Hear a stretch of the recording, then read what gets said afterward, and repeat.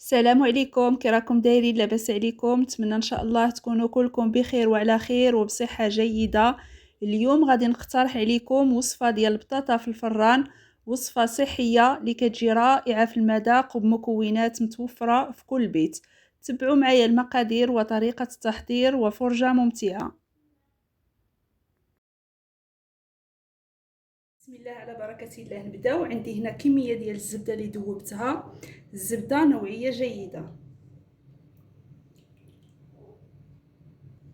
نضيف عليها القليل من زيت الزيتون ولا زيت المائده اللي بغيتو، غير حنا بغينا نخليو هاد البطاطا تكون صحيه. بالنسبه للتوابل غادي نضيف الملحه،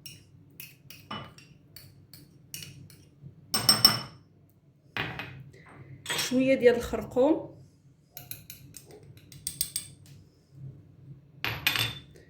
الثوم بودره،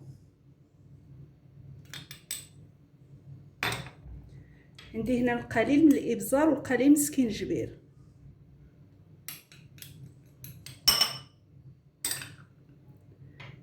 ملعقه صغيره ديال التحميره بابريكا. بالنسبه للتوابل شنو كنكثروا التحميره والكمون، والتوابل الاخرى كنديروا فقط القليل منها. وعندي معلقه صغيره ديال الكمون. بالنسبه انا درت كيلو ديال البطاطا. كذلك عندي هنا السودانيه، الزعتر،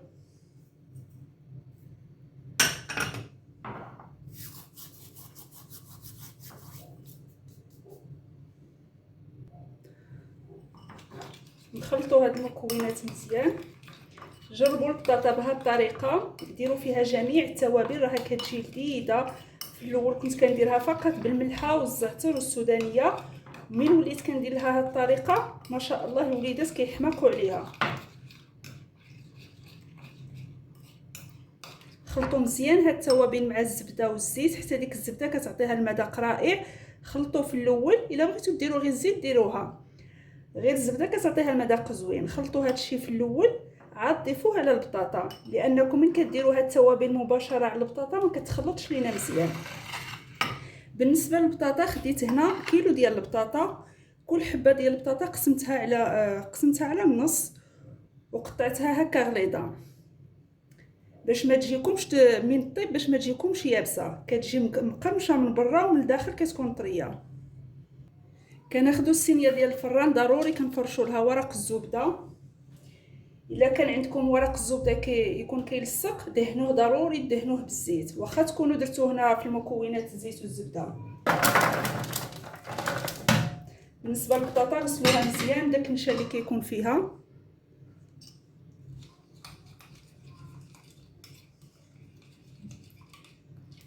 صافي، وغادي نضيفوا لها داك الخليط ديال الزبده والزيت والتوابل.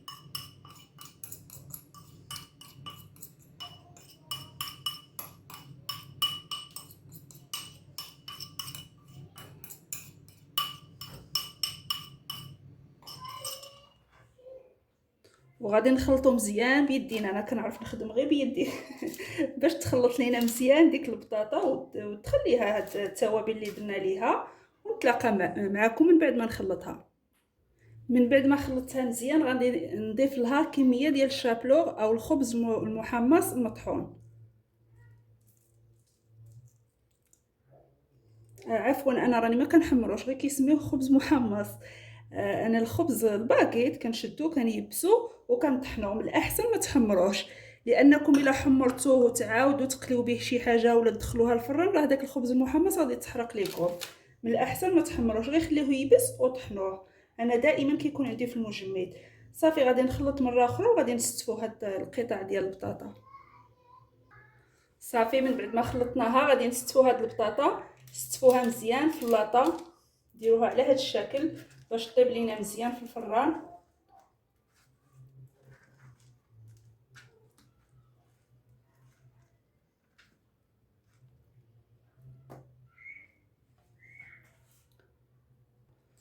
البطاطا من بعد ما ستفناها في اللاطه، غير نصيحه اللي نعطيكم، الا كنتو غادي طيبوها في الفران ديال الضو، الفرن الكهربائي، ديروا البطاطا تكون خضراء، ما تكونش مسلوقه من قبل، لان الفرن الكهربائي دغيا كيطيب لينا هاد البطاطا.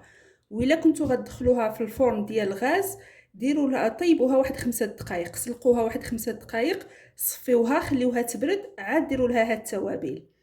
مهم انا غادي نديرها في الفران ديال الضو كما كتلاحظوا معايا من بعد ما استفتها، وغادي نغطيها. والنصيحه اللي نعطيكم وحده اخرى، حتى تخلطوا ديك التوابل مزيان مع البطاطا عاد ديروا لا شابلور. ضروري نغطيوها بكاخ طافو ديال الزبده باش دغيا كطيب لينا هاد البطاطا.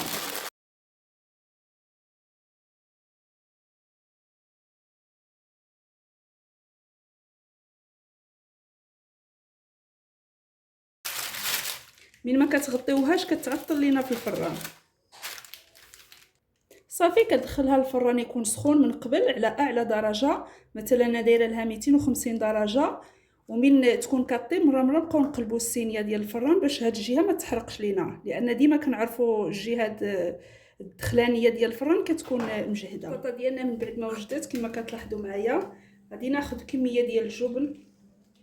هذه اختياريه، هذه المرحله اختياريه، اللي باغي يديرها يديرها، اللي ما باغيش ما يديرهاش.